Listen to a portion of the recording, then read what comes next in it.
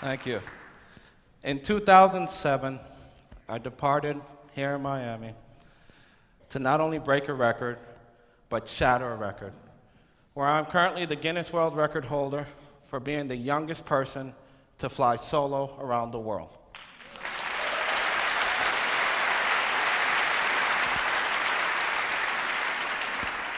Youngest person before me was 37 years of age. I had the opportunity to accomplish this at just 23 years of age. Of course, in partnership with over 40 sponsors here in Miami. But where did this all start for me? You see, I was born in Kingston, Jamaica, moved here to Miami at the age of 6, from very humble beginnings.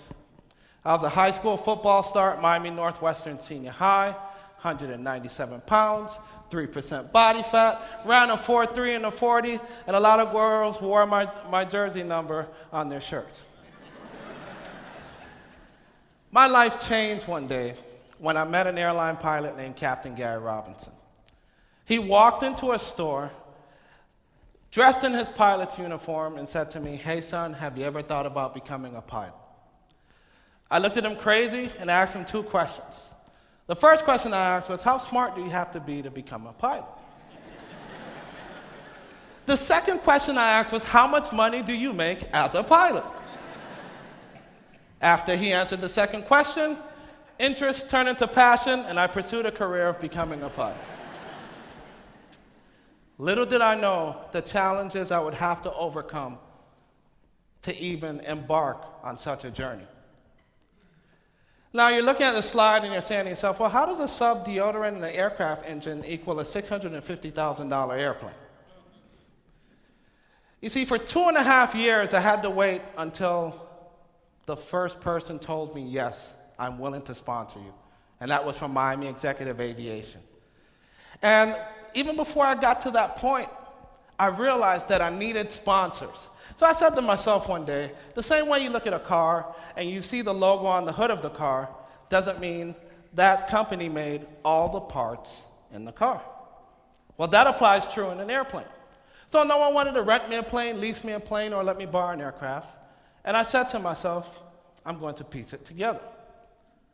I took it upon myself to drive 12 hours from Miami to Mobile, Alabama, with just enough money to rent a car, put gas in it, buy a 12-inch sub, 6 inches for the first half of the day, 6 inches for the second half of the day. I kid you not.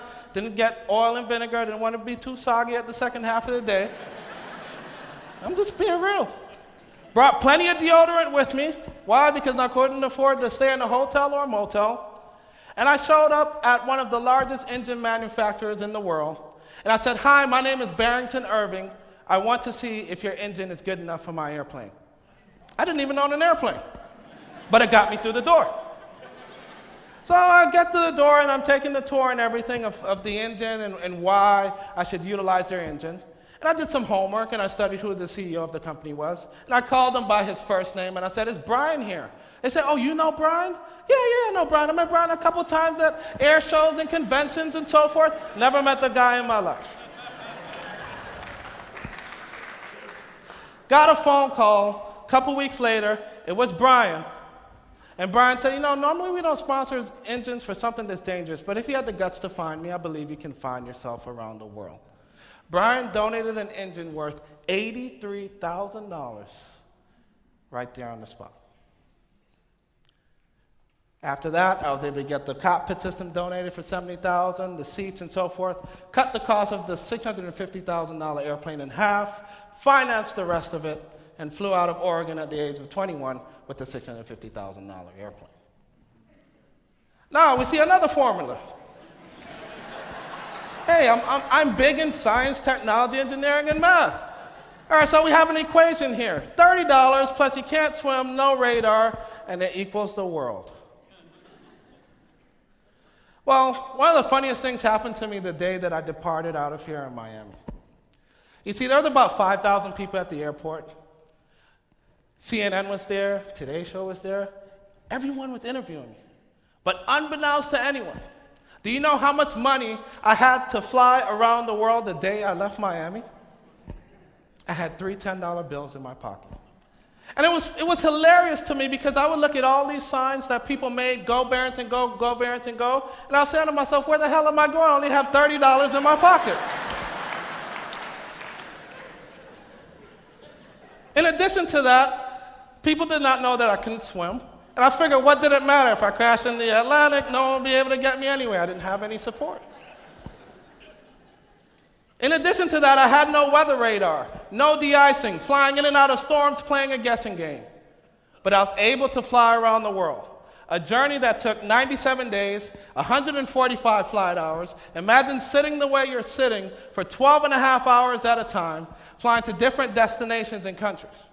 I've flown through sandstorm, flew through a sandstorm over Saudi Arabia at 17,000 feet, incurred icing, got caught in a monsoon over Vietnam, where my aircraft literally went from 20,000 feet flying through a monsoon over the mountains at 9,100 feet.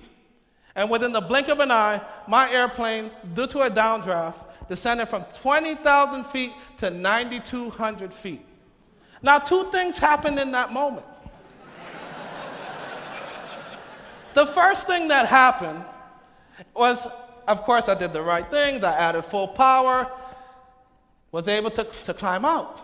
The second thing that happened in that moment was that I needed an extra set of underwear.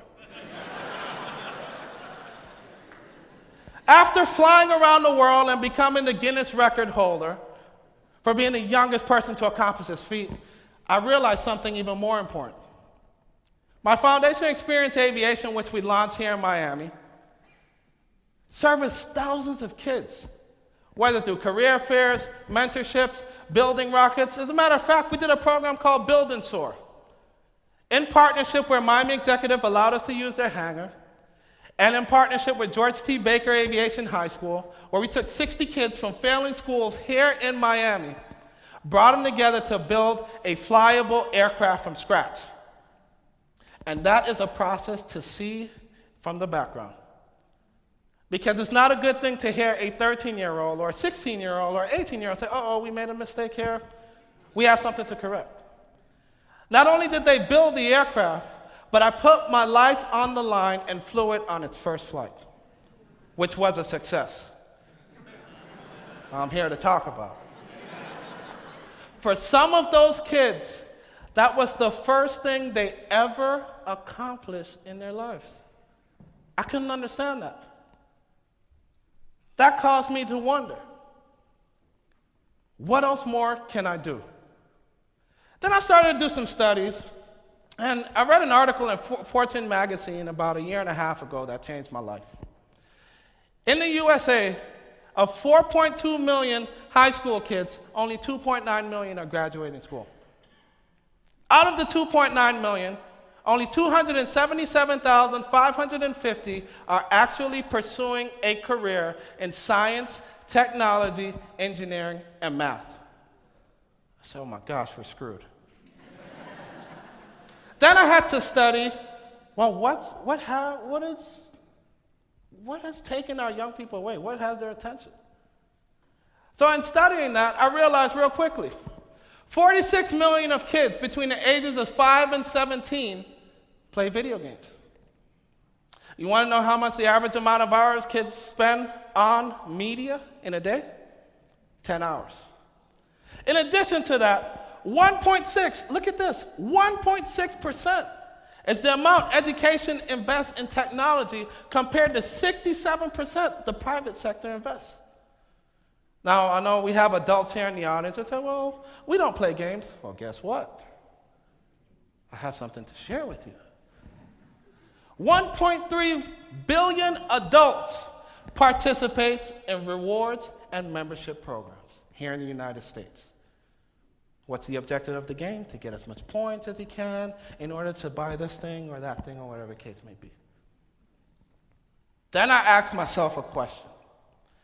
How do we give 1 million kids the world? It's a tough question. Then I said to myself, how do we impact academic performance in math and science? That's when, just recently, I decided to partner with Miami Executive Aviation and the third largest aircraft manufacturer in the world, known as Embraer to create a flying classroom. We are transforming a jet into a flying classroom, and we'll be able to broadcast live video feeds, host forums, do multiple educational lessons from 40,000 feet in the air. Now let's go back to that 1 million. How am I going to impact 1 million kids in the first year this thing takes off? Well, we've already began to establish partnerships with entities such as NASA, Teach for America, United Nations Foundation, and others that we're lining up behind us because they see if you're able to travel around the world and show kids the relevance of math and science, you now have a motivated student whose interest you just piqued. Interest opens the door for learning. This is not just an aircraft. This is an exploration vehicle for learning. And now we'll have that opportunity to teach kids in a way that's never been done before from 40,000 feet in the air. But then I didn't want to just stop there. I look back at my experience with games, my own personal experience. And I remember when I couldn't afford to fly airplanes after being introduced to it by my mentor. You know what saved me? I went out and purchased a $40 game called Microsoft Flight Simulator. That game kept my interest for the next 3 years of my life when I made that critical decision to turn down top football scholarships to pursue a career in aviation. From that one game. And I said to myself, you know what? I want to create a game where kids will be able to be placed in simulated real-world situations, and they have to use math and science in order to figure it out and solve the problem. Well, what do you mean by that? One of the projects we're currently exploring is recreating the devastation which occurred in Haiti and creating a game where students have to decide, well, what kind of aircraft will I have to dispatch based on math, based on science? Is the runway long enough? Is this the right aircraft that I will have to utilize for this mission? Well, I have to deliver medical supplies in X amount of time. Make math real and make math relevant. You know, a couple months ago, I went through an experience, and I thank my beautiful wife, who provided me the opportunity to have twin girls who entered this world. They were brought into this world at only 6 months. And I'll never forget that moment. Because for the 10 weeks, they were in the hospital after the C-section and so forth, and we had to drive back and forth every day. I'll never forget how I looked at my daughters and I said to myself, I wanted to give them the world. But I was helpless. I wasn't able to do that. And then I looked around at all the nurses and doctors and so forth, and I saw how they created the world of opportunity for my very own kids. Ladies and gentlemen, each one of us may not be able to give kids the world on our own, but in partnerships and collaborations, we're able to give them a world of opportunity in science, technology, engineering, and math. Thank you guys for having me here today.